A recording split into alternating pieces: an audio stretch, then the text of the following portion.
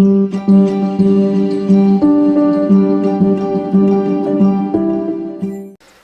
now we come to it, the catastrophe that forced me to give up the running challenge and find a new idea to raise money for the Little Sapphires school in Madagascar. It's not actually a catastrophe for me personally. I think it's more of an inconvenience probably. Although inconvenience is a rather hazy word, you're not quite sure what it covers in the scale of disasters. Generally it's a bit lower than a setback, but then you have major inconveniences and minor inconveniences, and I think a major one, there is definitely a blur with the setback, but it's not a catastrophe. No, not for me personally.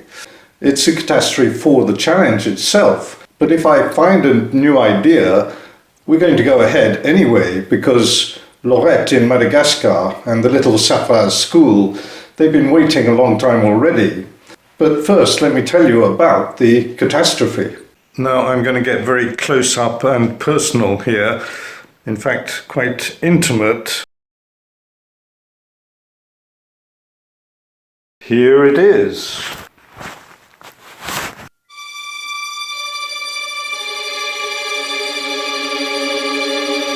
Welcome to my inguinal hernia. An inguinal hernia. Now, I'd actually worked that out myself by going on the internet. The symptom was fairly unmistakable, this swelling in my groin there, and on the internet it looked fairly easy to diagnose. So I'd figured that out, and I had an appointment with the doctor who confirmed it and sent me for an ultrasound. This was the day before we were due to leave for Bruges. So I went for the ultrasound, and the medic there said it was large and with colic. I didn't get to ask him what that meant, because then he was saying I would have to have an operation, so I was thinking about that. So I made an appointment to see the surgeon, but that was over a month ahead. So in the meantime, I looked again on the internet.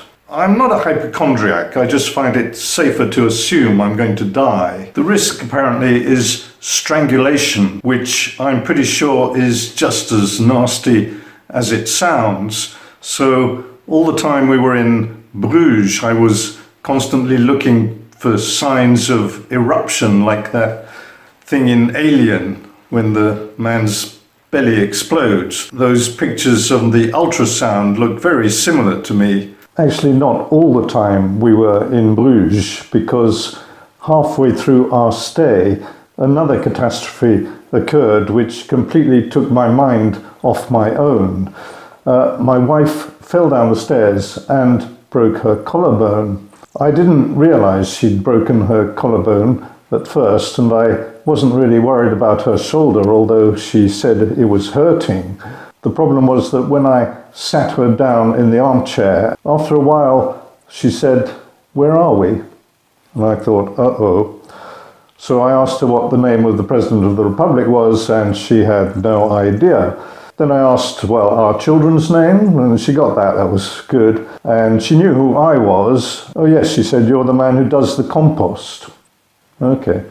Well, it's perfectly true, and it was quite reassuring, but I was very worried about her head. So off we went to the hospital for a scan, but after the initial amnesia thing, everything's back to normal.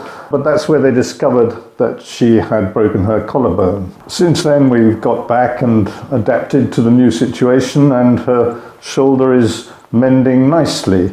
But I haven't been doing any running, nor any of those strength exercises. The doctor said to me, crunches? No, absolutely not. So I'm being very, very careful just to prevent this strangulation alien thing coming on. So I think in all likelihood, the running challenge is out, which means I'm going to be looking for a new idea, which I'll be telling you about as soon as I've got it. I've got the appointment with the surgeon the day after tomorrow, so I'll let you know what he says. À bientôt.